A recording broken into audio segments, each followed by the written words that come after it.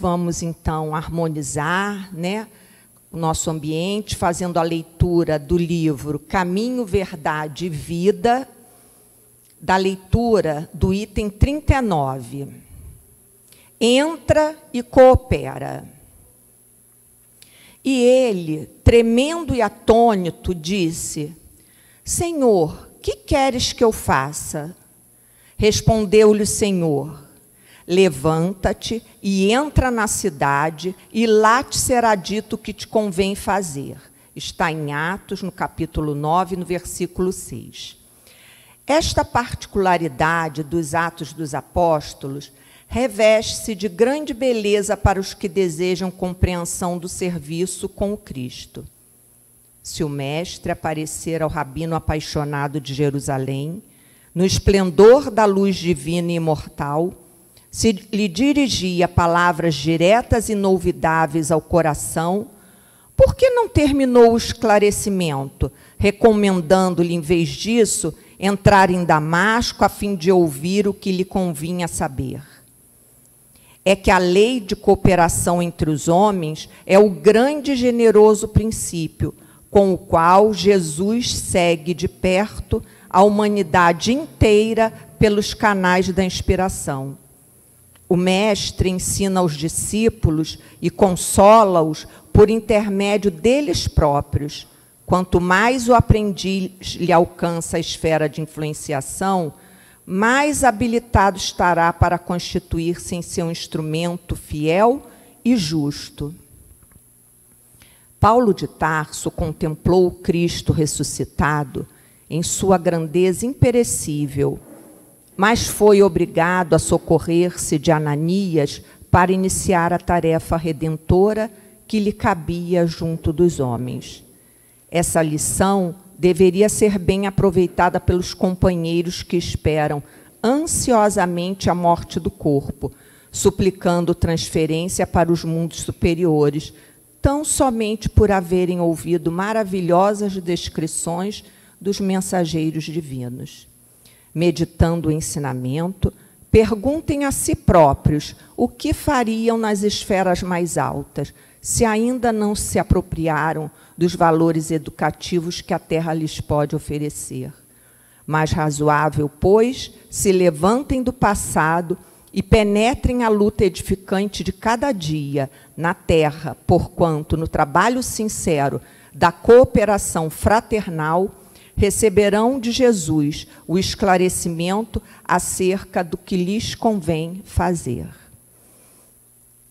E assim, convido a todos a fecharmos nossos olhos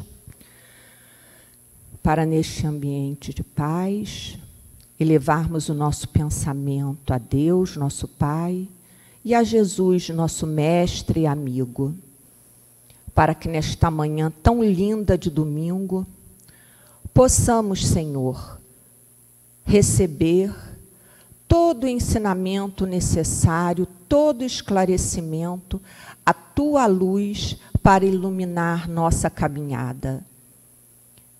Que as bênçãos de Deus, nosso Pai, estejam conosco e com a nossa irmã Patrícia, para que ela faça um bom uso da palavra e transmita aos nossos corações e à nossa mente tudo o que precisamos e necessitamos para continuar fortes, perseverantes, dedicados ao bem e a servir em Teu nome e por Ti.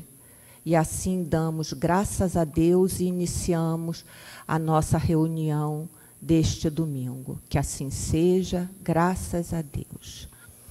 Então, hoje, a Patrícia está aqui substituindo, como vocês devem ter visto no calendáriozinho, seria seu João Maceió, né? Mas como ele se acidentou, né, caiu, ele não pôde estar aqui hoje com a gente, mas já está se recuperando e já ele estará.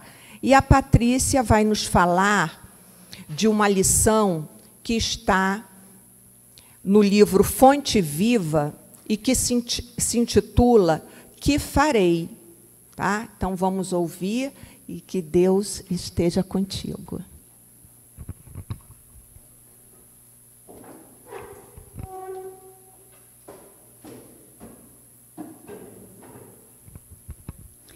Bom dia a todos. Está muito alto aí que eu falo alto, tá bom? Então vamos lá, meus irmãos. Como a Ana disse, né?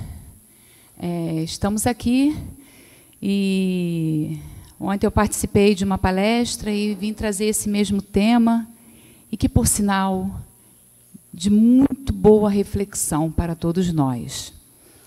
É do livro Fonte Viva, Psicografia Francisco Cândido Xavier de Emmanuel, que faz parte de uma coleção. Ele é o 4º livro. Então, nesse livro aqui, nessa coleção, nós temos Caminho, Verdade e Vida, Vinha de Luz, Fonte Viva e O Pão Nosso. Aqui são interpretações dos textos evangélicos. Nestas páginas, que farei?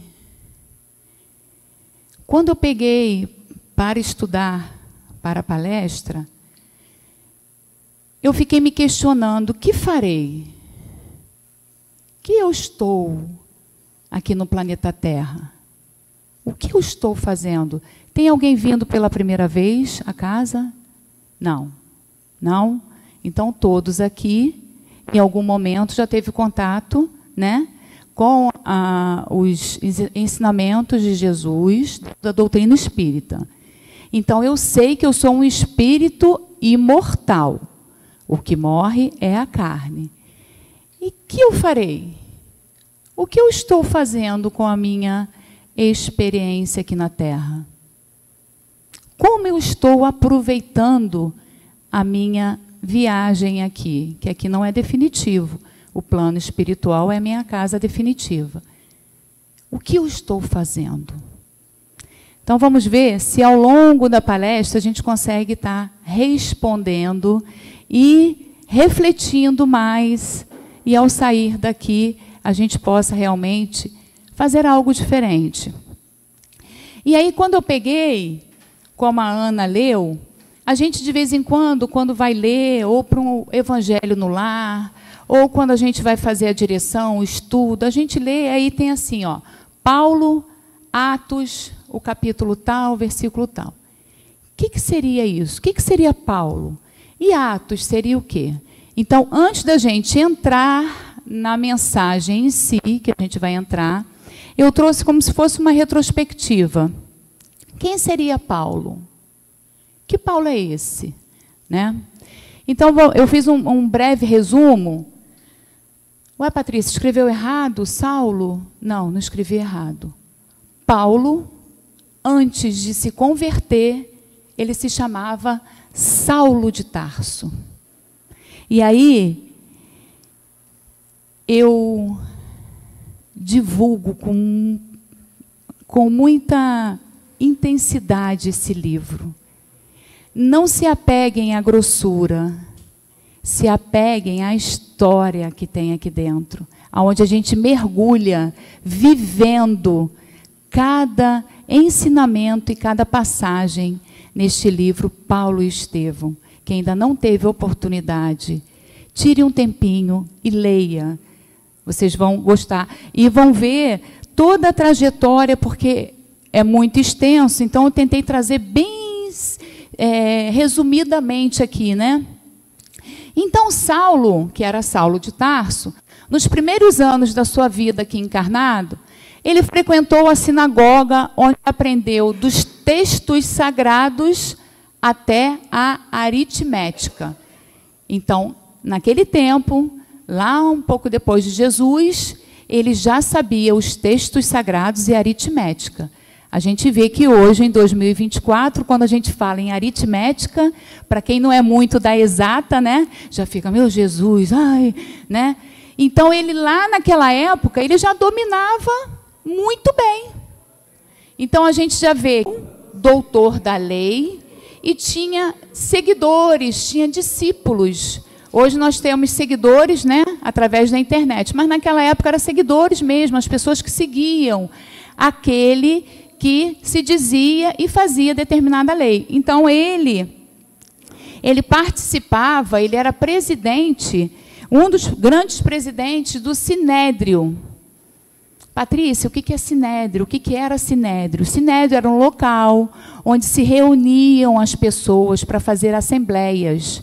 E nessas assembleias se resolvia e conversava sobre política, religião, educação, a parte legislativa, judicial, tudo que se tinha que conversar era nesse sinédrio. Então, o Gamaliel, ele era o presidente, um dos grandes presidentes do sinédrio. E Saulo acompanhava ele desde a adolescência. Quer dizer, além da inteligência, além dos textos, né, que ele já tinha bíblicos, ele acompanhava o Gamaliel. Saulo transfere sua mágoa e revolta para Jesus e seus seguidores. Por quê?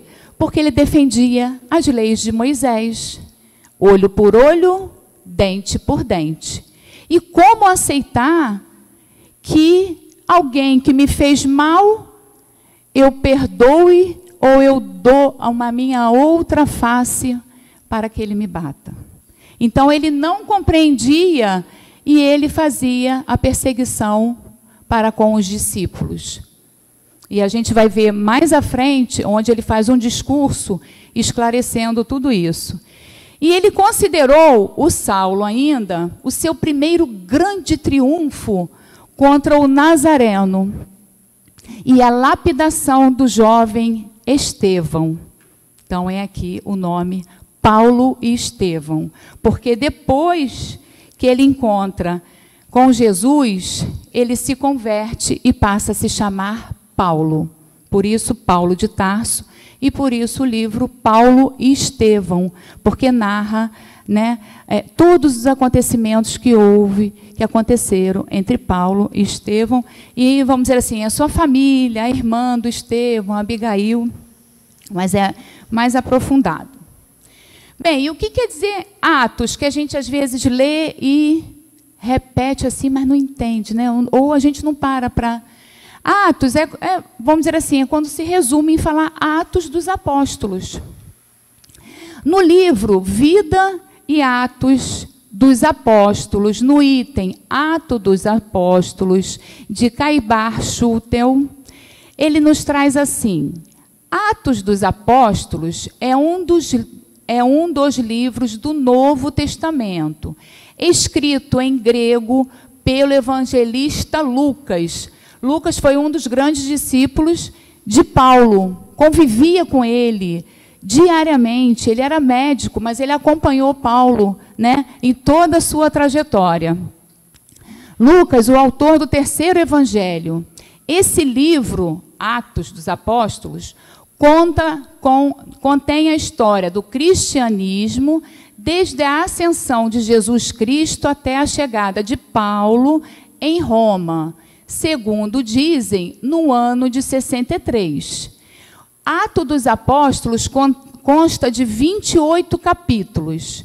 Se quiséssemos resumi-lo, nele veríamos a história da fundação dos primeiros núcleos cristãos, que foi a igreja, o crescimento do cristianismo, a prova da ressurreição e aparições do Divino Mestre, a difusão do Espírito no cenáculo de Jerusalém, o desinteresse, a caridade dos primeiros apóstolos, enfim, o que sucedeu a estes até a sua dispersão para pregarem o Evangelho em todos os lugares ao seu alcance. Pregarem o Evangelho a todos os lugares do seu alcance. Quando a gente vem aqui e a gente estuda o Evangelho, a gente prega e pratica lá fora? Aquela pergunta, que farei? Vamos refletir sobre ela. E aí, lá quando a gente leu no início, que farei? Paulo, Atos 22:10. No 22:10, a gente pega a Bíblia e acompanha o que Paulo, já convertido de Saulo passando a Paulo, ele vai fazer um discurso aos judeus em Jerusalém, na frente de todos. Ele vai e diz assim: Irmãos e pais, escutai a minha defesa, que tenho agora a vos apresentar. Tendo ouvido que lhes dirigia a palavra em língua hebraica, fizeram mais silêncio ainda. Toda a multidão ficou em silêncio. Ele prosseguiu: eu sou judeu, nasci em Tarso da Cilícia, mas criei-me nesta cidade, educado aos pés de Gamaliel, na observância exata da lei de nossos pais, cheio de zelo de Deus, como vós todos no dia de hoje, porque todos ainda estavam dentro das leis de Moisés. Persegui de morte esse caminho, o caminho era a igreja, né? Então ele perseguia de morte, em benefício da igreja, prendendo e lançando à prisão homens e mulheres, como podem testemunhar o sumo sacerdote e todos os anciãos. Dele cheguei a receber cartas de recomendação para os irmãos em Damasco, e para lá me dirigi, a fim de trazer algemados para Jerusalém os que lá estivessem para serem aqui punidos. Então, ele tinha sido convocado, ele e a sua tropa, para ir lá em Damasco e pegar os discípulos que estavam acompanhando Jesus, acompanhando e propagando o evangelho. E ele, como ele diz aqui, ele era, né, renomeado, os sumos sacerdotes, as pessoas de grande porte, considerava ele muito. Então, ele fazia tudo isso em prol da lei de Moisés, do que ele acreditava. Aí ele começa a narrar. Aconteceu o quê?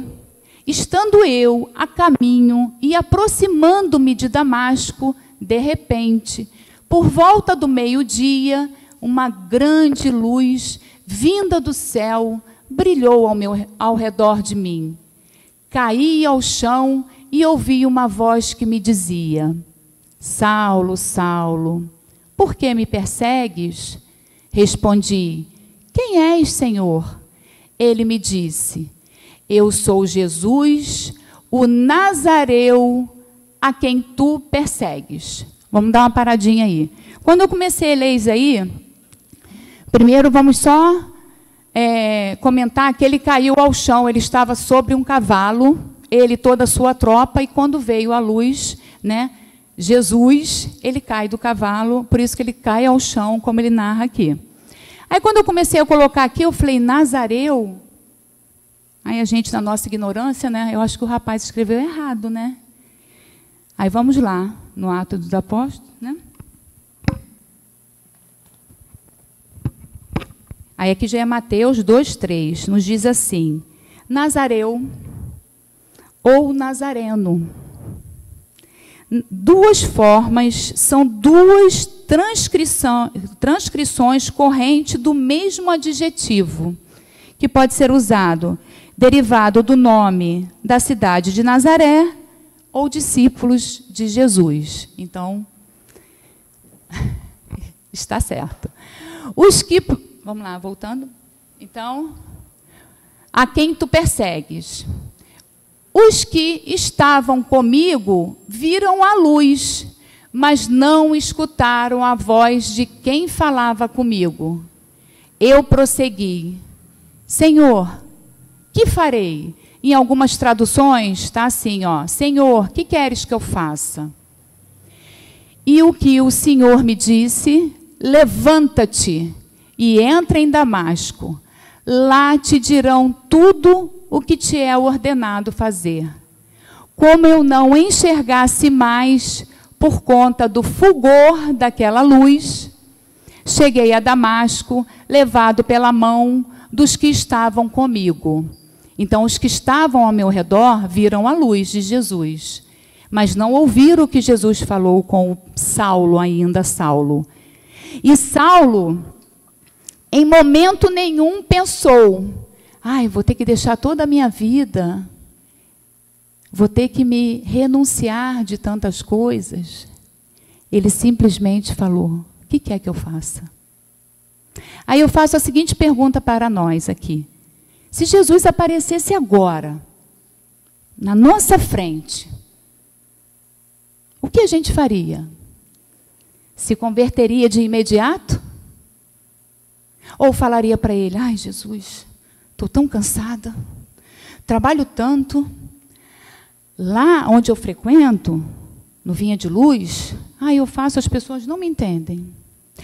E lá em casa? Né? Aquele primo que é complicado. E o meu sobrinho? E fulano? E no trabalho? No trabalho eu não aguento. É muita preocupação. Ou a gente já falaria para Jesus: o que queres que eu faça? E Saulo ficou cego na hora, pela intensidade e vibração do amor de Jesus. E em momento nenhum ele se revoltou. Poxa, Jesus, te vi e fiquei cego. Não. O que queres que eu faça? E por que ele pede para entrar em Damasco? Volto a falar de novo desse livro maravilhoso. Por que ele volta a falar para ele: entra em Damasco, procura Ananias. E Ananias vai te orientar. Porque a gente precisa do convívio um do outro. A gente precisa da palestra, da reflexão, do estudo, do convívio daquele irmão aonde eu vou aplicar aquilo que eu entendi e compreendi aqui dentro. Porque em nossas preces, quando a gente pede assim: ai, Jesus, me dê paciência no dia de hoje que está iniciando. Aí vem o dia de hoje. Aí a gente começa, lá no trabalho. Aí vem alguém para testar a nossa paciência. A gente não pediu? Aí a gente começa assim, para aqueles que a gente tem um pouquinho mais de idade. Né? Não aguento, Ana. Tem que ter paciência. Tem. Nós pedimos. A paciência não é algo que eu pego e coloco dentro do bolso. É algo que eu conquisto, que eu vou exercitando, que eu vou treinando dia a dia. Nada na natureza dá salto. Tudo tem o seu passo a passo. E assim somos nós.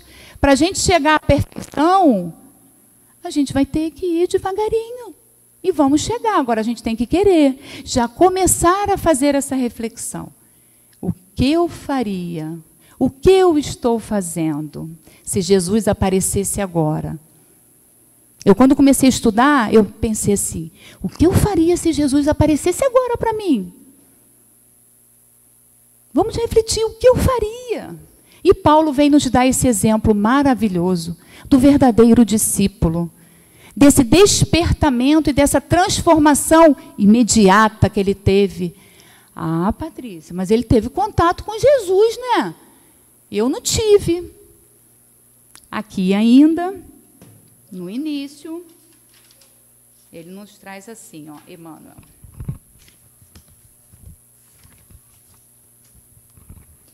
Os mais exigentes, porque somos nós, né? A gente já dá logo uma desculpa. Porque foi com Paulo que ele não apareceu para mim. Aí Emmanuel já vem nos explicando aqui. Os mais exigentes advertirão que Paulo recebeu um apelo direto. Eu não sei que Jesus está me chamando, então aí a gente dá aquela desculpa, né?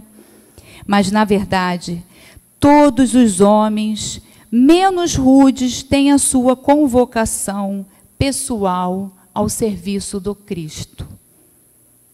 E quando a gente recebe esse serviço, esse ajudar na seara do Cristo, como é que a gente faz? Então, vamos caminhar. E aí, agora, a gente entra na lição propriamente dita, que é a do estudo. Aqui, que farei, a gente já entende agora por que esse questionamento, né? Por que essa pergunta, que foi o que aconteceu com Paulo, lá em Atos 22:10. Tudo bem? E aí, Emmanuel nos traz toda a lição, nós leremos toda a mensagem, e eu fui separando trecho por trecho para a gente comentar e fazermos as reflexões. Então, Emmanuel nos diz assim, pela psicografia maravilhosa do nosso querido Chico Xavier: milhares de companheiros aproximam-se do Evangelho para o culto inveterado ao comodismo. Como dominarei? Interrogam alguns. Como descansarei? Indagam outros. e os rogos se multiplicam, estranhos, reprováveis, incompreensíveis. Há quem peça reconforto barato na carne, quem reclame afeições indébitas, quem suspire por negócios inconfessáveis e quem exija recursos para dificultar o serviço da paz e do bem. A pergunta do apóstolo Paulo, no justo momento em que se vê agraciado pela presença divina, é padrão para todos os aprendizes e seguidores da Boa Nova. O grande trabalhador da revelação não pede transferência da terra para o céu e nem descamba para sugestões de favoritismo ao seu círculo pessoal. Não roga isenção de responsabilidade, nem foge ao dever da luta. Que farei? Disse a Jesus, compreendendo o impositivo do esforço que lhe cabia. E o mestre determina que o companheiro se levante para a sementeira da luz e de amor, através do próprio sacrifício. Se foste chamado à fé, não recorras ao divino orientador suplicando privilégios e benefícios que justifiquem tua permanência na estagnação espiritual. Procuremos com o Senhor o serviço que a sua infinita bondade nos reserva e caminharemos vitoriosos para a sublime renovação. Lindo, não é? Então agora vamos tentar ver, pedacinho por pedacinho, na nossa prática, no nosso dia a dia. Ele fala assim: milhares de companheiros aproximam-se do Evangelho para o culto inveterado ao comodismo. Como dominarei? Interrogam alguns. Como descansarei? Indagam outros. E os rogos se multiplicam, estranhos, reprováveis e incompreensíveis. O rogo, o pedido, a súplica, a oração é de cada um. Aqui ele já nos traz que o sacrifício é individual. Essa reforma íntima é minha, não dela, nem dele, é nossa. E essa reforma quem tem que fazer é a gente. A casa é nossa, né?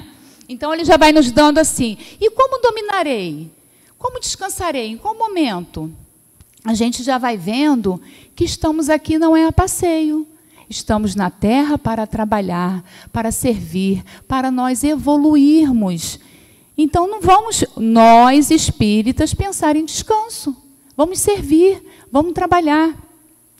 E ainda coloquei alguns comentários aqui, que o Evangelho, alguns não se aproximam com bons motivos. Como assim, Patrícia? Não. Porque, como ele disse, uns querem o quê? Querem se aproveitar, querem fazer exigências. Ah, eu trabalho na casa sim, mas se eu fizer isso, isso e isso. A gente quer sempre algo em troca. A gente quer sempre aquela moeda assim, eu faço, mas fulano também tem que fazer. Não, gente. Já não está mais nessa época, não estamos vivendo mais isso, vamos despertar. O seu João falou assim para mim: Patrícia, sempre que você estiver falando em alguma casa, fale sobre o espiritismo. Porque, infelizmente, alguns irmãos nossos, espíritas, estão falando que o espiritismo está atrasado, desatualizado. Então, a gente vai vendo que o Fonte Viva, 1956, esse questionamento que o Emmanuel pega de Paulo e nos traz, está atual. A gente reclama do Brasil, a gente reclama do mundo, a gente reclama das pessoas. E o que a gente faz? O que é preciso fazer? Nos evangelizarmos e praticarmos. Porque não é só eu saber, é igual uma escola terrena. Eu estudo, sei a lição, mas vai ter um momento que eu vou fazer a prova. É naquela prova que eu vou realmente saber se eu estou entendendo aquilo que eu estudei. Então, vamos tirar aquelas desculpinhas que a gente tem de colocar no outro o que é nosso, que compete a nós de fazermos. E o Espiritismo não está desatualizado, está atualizadíssimo. É nós que ainda estamos com os nossos véus, com a cegueira, que a gente não compreende e entende a luz do Evangelho, que nos cega. E Jesus está sempre conosco para nos consolar, para nos ajudar, para nos orientar. Coloca pessoas, irmãos ao nosso redor e fala, vai lá no Vinha, vai lá assistir, vai lá ouvir, vai lá dar um abraço. Né?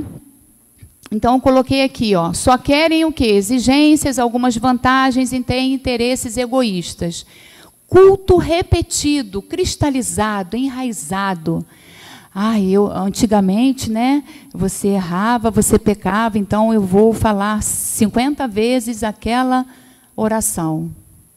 Não é assim. Hoje a gente já entende que não é assim.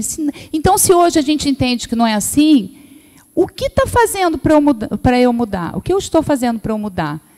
O que eu farei para ajudar Jesus? Nós estamos aqui para trabalhar, para servir. E aí, no pedacinho do próprio Fonte Viva, mas num outro capítulo, não é no 112, não. Porque se a gente está aqui para trabalhar, para servir, qual é o nosso dever? Aí, no capítulo 107, ele nos traz, Emmanuel, muito bem colocado. Apliquemo-nos à construção da vida equilibrada. Onde estivermos, aqui, lá fora, no trabalho, na família, aonde nós estivermos, não nos esqueçamos de que somente pela execução de nossos deveres, na concretização da vida e com ela o conhecimento da perfeita vontade de Deus a nosso respeito. Qual é a vontade de Deus? Está tudo escrito na nossa consciência, né? Nós sabemos o que é certo e o que é errado. Deus nos dá o livre-arbítrio. Nós escolhemos, só que essa escolha, ela vai ter uma colheita no final. Então, hoje, nós sabemos que nós temos deveres. Deveres, no final, eu ainda vou ler um pouquinho mais, esses deveres tão bem exemplificados por Jesus, e que a gente sabe, decorado, a gente fala, mas na hora de praticar, a gente esquece. Esquece por quê? Porque a gente deixa falar mais alto o nosso orgulho, a nossa vaidade, o nosso eu. Não, eu perdoo a Ana, mas se ela vier falar comigo, o que a gente está colocando primeiro? O nosso orgulho e a nossa vaidade. A gente quer perdoar, mas que aquela pessoa venha se rastejando. É o verdadeiro perdão? Não. A gente está querendo humilhar. E Jesus, em momento nenhum, fez isso e nem exemplificou dessa forma. Vamos continuar. Há quem peça reconforto barato na carne, quem reclame afeições indébitas, quem suspire por negócios inconfessáveis e quem exija recursos para dificultar o serviço da paz e do bem. Mas tem isso, Patrícia, dentro do Vinha de Luz? Tem em todos os lugares. A gente, às vezes, dificulta consciente que está dificultando. E, às vezes, a gente dificulta no inconsciente, naquele instinto que a gente ainda traz assim cristalizado dentro de nós e que a gente quer catucar, quer falar, né, uma besteirinha, não quer dar o braço a torcer. E aí ele continua. A pergunta do apóstolo Paulo, no justo momento em que se vê agraciado pela presença divina, é padrão para todos os aprendizes e seguidores da Boa Nova. O que nós estamos fazendo hoje aqui? Nós decidimos estar aqui na manhã de hoje. Tomamos o nosso café, viemos para cá. Porque a gente quer mudar. A gente está aqui para receber, né? Para ajudar. Mas será que a gente só vem para ser servido ou a gente vem também para ajudar a servir? É um padrão. Se nós estamos aqui para aprender e sermos os seguidores do Cristo, a gente tem que ajudar a servir. E aí, muitas das vezes, a gente vem quer ser só servido e ir embora. E aí, o que eu coloco aqui? Paulo, repleto de bons motivos, se aproxima do Evangelho. Ele, em momento nenhum, ele pede reconforto barato. Não, Jesus, eu vou te seguir, mas eu quero que eu tenha uma casa, alguma coisa material. Momento nenhum. Que reclame afeições e débitas. Não, eu até faço, mas aquela pessoa que me fez mal, né? E ele tinha muitas pessoas que ele tinha feito. Dentro daquilo que ele acreditava, ele tinha tirado a vida, tinha maltratado, tinha deixado preso, né? E o que Paulo fez? Como disse a página, entrou, cooperou e se transformou. Esse é o nosso papel, de entrar aqui nessa casa material, mas que sabemos que espiritualmente muito bem assistida, é entrar aqui e cooperar e se transformar. Eu quero, eu preciso, nós precisamos. E o que Paulo fez?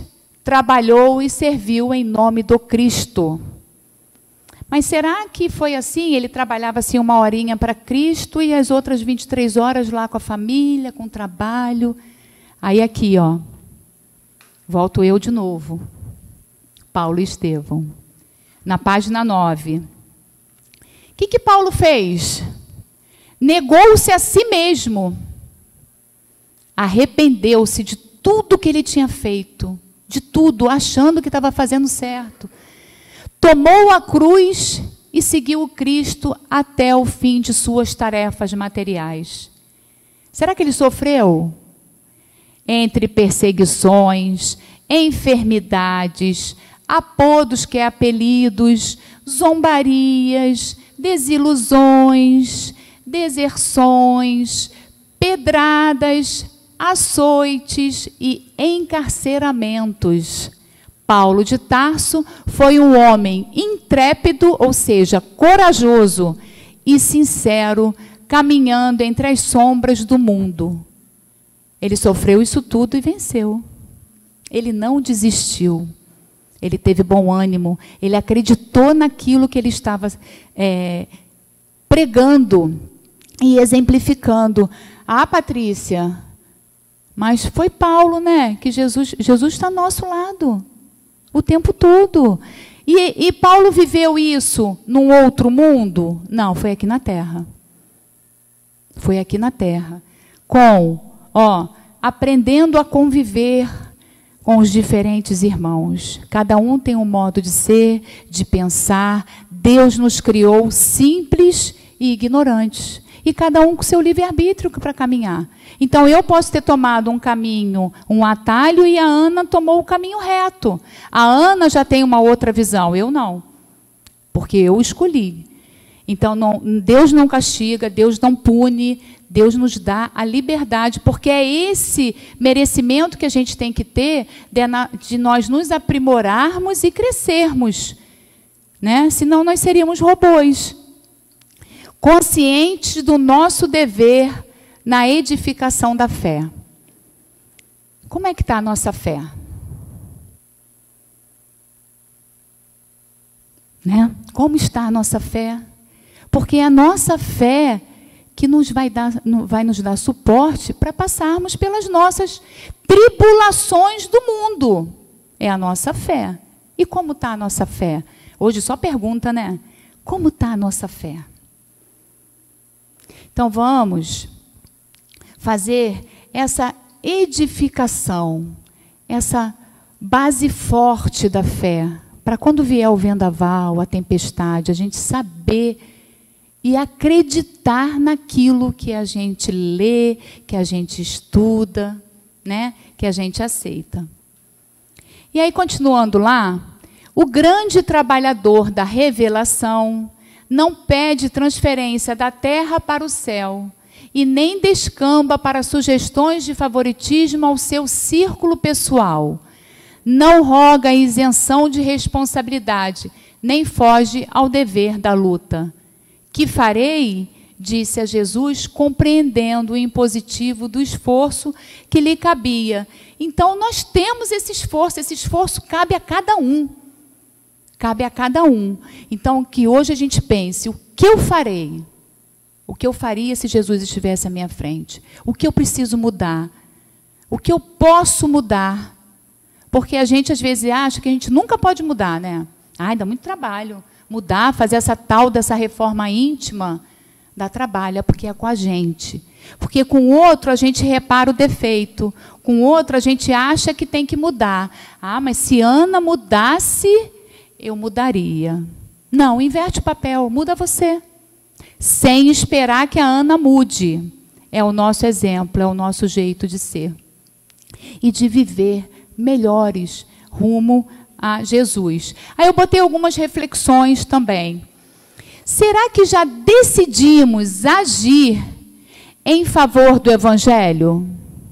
Leio, estudo, mas o agir, a ação, a prática lá fora, eu, Patrícia, já decidi mudar, agir? Será que já reconhecemos o seu valor, o Evangelho, a moral do Cristo que nos traz ali todo o caminho que a gente pode percorrer para sofrer menos, para não acumular mais débitos para a próxima encarnação? Será que a gente já entendeu o valor do Evangelho? Agir em nome do Cristo e por Ele? Será que eu renuncio a Patrícia para viver e agir pelo Cristo? Quando a gente estuda, o primeiro a ouvir somos nós. Então, a reflexão serviu primeiro para mim e hoje ainda está servindo também. Então, vamos pensar e lembrar sempre que esse mestre que nos ensina, que nos consola, que nos orienta, ele está o tempo todo ao nosso lado. Não precisamos ver, precisamos sentir, precisamos usar todos esses ensinamentos que Jesus nos trouxe. Amar o próximo como a si mesmo. Perdoar 70 vezes, 7 vezes, quanto for necessário. Porque atire a primeira pedra quem nunca errou. Estamos aqui num planeta de provas e expiações, passando por de regeneração. E aí a gente pensava como alguns, que ia ter, né, aquela reforma material do planeta, a transformação, vulcões e tal, e aí vinha um planeta novinho, e aí Deus ia lá, pegava a gente daqui, de provas e expiações, bota aqui. A gente sabe que não é assim. Essa mudança é nossa. Provas e expiações, eu só vou ser possível eu galgar um plano melhor, um planeta melhor, se eu também estiver melhor. Como disse a página de preparo aqui, que eu vou ler um trechinho, ele não estava pedindo para sair da terra para o céu. Não estava pedindo isso. Porque ele sabia o que ele precisava fazer, que o sacrifício era dele, se ele estava aqui. Então, a gente tem que entender que se hoje a gente ainda não mudou, ainda temos coisas, arestas para serem cortadas, então a gente merece estar aqui. Mas que a gente faça essa reforma nossa, né, Ana? Para que lá na frente a gente tenha a oportunidade de encarnar no mundo de regeneração. E eu acho que ainda tem mais um finalzinho. E o mestre determina que o companheiro se levante para a sementeira de luz e amor através do próprio sacrifício. Então, eu só consigo a semeadura, uma colheita boa, se eu fizer o meu próprio sacrifício, o meu. Se foste chamado à fé, não recorras ao divino orientador, suplicando privilégios e benefícios que justifiquem tua permanência na estagnação espiritual. A gente tem mania de falar assim, né? Ai, eu estou parada. Não, mas é por causa disso, por causa daquilo. Aí a gente quer o quê? Dar a nossa justificativa, né? Que a gente parou naquela parte. Ah, eu trabalhava, eu ajudava, mas parei porque aí veio isso, veio aquilo. Não. O Paulo renunciou a tudo e se entregou. Hoje, talvez a gente não consiga ainda renunciar a tudo, mas há algo que a gente consegue renunciar. Tem um aniversário, 4 horas da tarde, posso chegar às 5 horas? Venho ao Vinha, estudo, chego 5 horas. Dá para dividir, não dá? Não, nem renunciar, dá para dividir. Mas muitas das vezes a gente começa com os nossos desculpismos, né? Ah, não vou. Aí dá aquele desânimo. Imitemos o exemplo de Paulo. Sejamos fiéis servidores do Cristo em toda parte. Fiéis com a doutrina, aqui e lá fora. E aí, vou eu de novo. No livro, o Paulo conhece Abigail, se apaixona. Abigail é irmã do Estevão. E aí, ele se apaixona, ficam noivos e ia casar. Só que ela desencarna 8 meses depois. E em sonho, né? Em sonho, a Abigail aparece encontra com o Paulo em sonho também, e diz para o Paulo qual era o desempenho dele, porque Paulo, né, ainda ficou assim, como eu vou fazer? Aí Paulo faz algumas perguntas para Abigail. O que fazer para adquirir a compreensão perfeita dos desígnios do Cristo? Porque a gente ainda não tem tanta assim, né, ainda não estamos tão evoluídos. Como fazer para entender essa perfeição de Jesus? Aí a Abigail responde: amor. É só o amor que cura, que supera, que abraça, que faz com que você não veja as imperfeições do outro e siga Cristo. E aí ele ainda pergunta: como fazer para que a alma alcançasse tão elevada expressão de esforço com Jesus? Olha a preocupação dele em fazer para Jesus, como Jesus. E ela responde para ele: trabalho, servir, ajudar. Porque quando a gente começa a servir, a gente esquece dos nossos problemas. Quando a gente acolhe, abraça, né, aquele irmão, a gente esquece dos nossos problemas. E aí ele ainda pergunta: que providências adotar contra o desânimo destruidor? Hoje está um dia lindo, mas tem dia que está chovendo. Ai, sair da cama, né? Com frio, para ir lá no Vinha. Ah, hoje eu não vou, não. É o desânimo. Ai, mas eu queria tanto assistir a palestra da Ana. Ah, mas hoje eu não vou, não, porque eu tenho um outro compromisso. Então, isso vai minando dentro da gente. E o que a Abigail responde para ele? Esperança. Quando a gente acredita que quando a gente vem aqui, a gente vai ter essa esperança renovada, essa energia transformada dentro de nós, que nos fortalece para um caminhar até a outra semana, nos fortalecendo, já é a esperança. E o último que ele fala assim: como conciliar as grandiosas lições do Evangelho com a indiferença dos homens. Porque quando a gente começa a praticar o Evangelho, ouvir, ler, estudar, a gente se sente tão feliz, tão agraciado, que a gente fala assim: meu irmão, vamos comigo. A gente está naquela vibe, né? Vamos, poxa, é tão bom. Olha, a gente começa a pensar: mas estudar a Gênese? Não, minha cabeça não dá para isso, não. Vamos lá, a gente vai entender como foi feito, né, todo o universo, toda a parte da ciência. Ah, aí a gente já começa o quê? Com o desânimo. E como a gente faz com essa indiferença dos outros irmãos? O perdão. A gente compreender que o momento daquele irmão é um e o nosso momento é outro. A gente quer compartilhar aquilo de bom que a gente está aprendendo? Quer. E precisa até compartilhar. Mas a gente tem que entender como conviver com essas indiferenças. E aí, como hoje é tudo cheio de perguntas, né? Eu deixo essa pergunta aqui, ó. Que tarefa me foi confiada? Vamos pensar, em qual tarefa nós fomos confiados? E aí eu botei essa imagem aqui.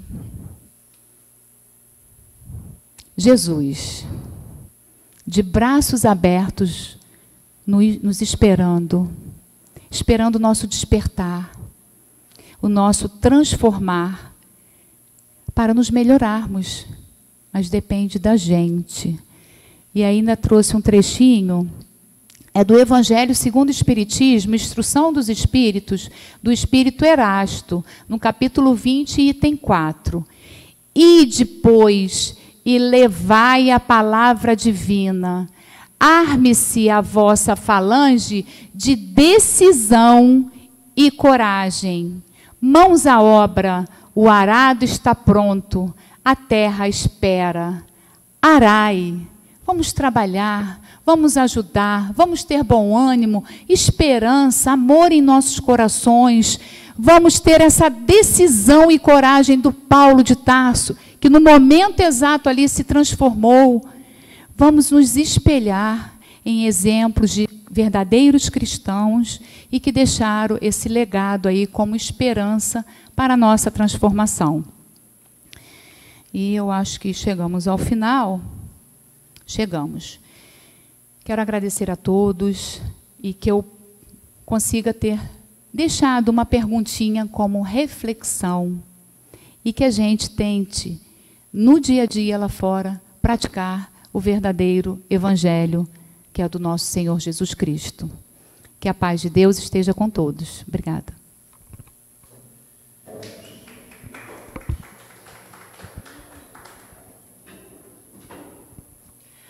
Nós temos que agradecer a Patrícia, né? Todo o carinho, toda a dedicação que ela teve para nos trazer essa mensagem, né? Essa mensagem que toca fundo a todos nós, principalmente nessa atualidade que nós estamos vivendo, né?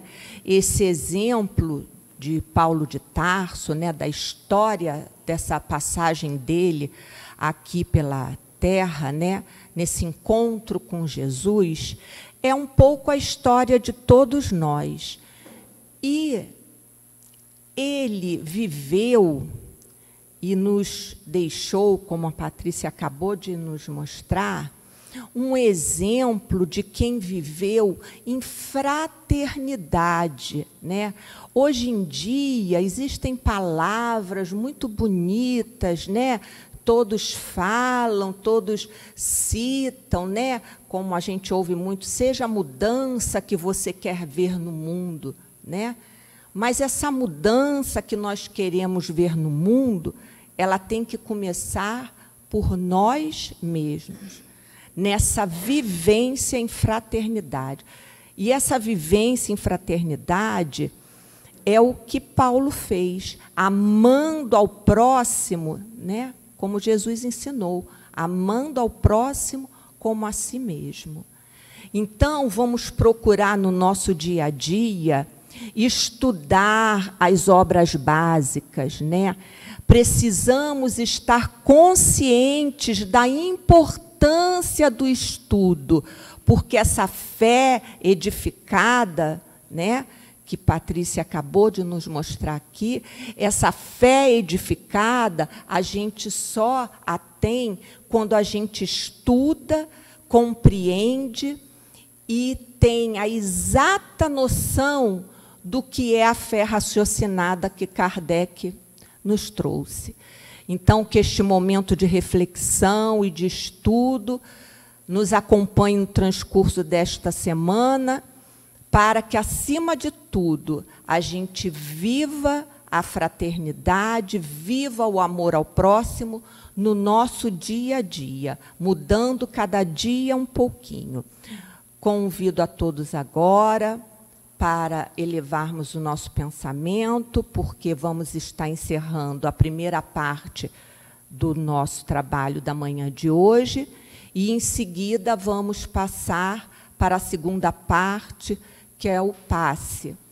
Aqueles que se sentirem com necessidade serão conduzidos pela nossa irmã Nilda. Ela vai levar aqueles que tiverem necessidade, aguardem o chamado dela e, ao final, todos irão beber a água fluidificada. Jesus, mestre querido, nessa manhã tão linda deste domingo, Te agradecemos por mais esta oportunidade de ouvir, de estudar, de aprender mais um pouco do Teu Evangelho, que é luz a nos guiar, que é luz a nos conduzir nessa caminhada aqui na Terra. Fica conosco no transcurso dessa semana, fica conosco para que possamos levar aos nossos lares todas as bênçãos aqui recebidas. E assim encerramos a nossa primeira parte, essa parte da palestra, e vamos em seguida ao trabalho do passe, dando graças a Deus. Que assim seja.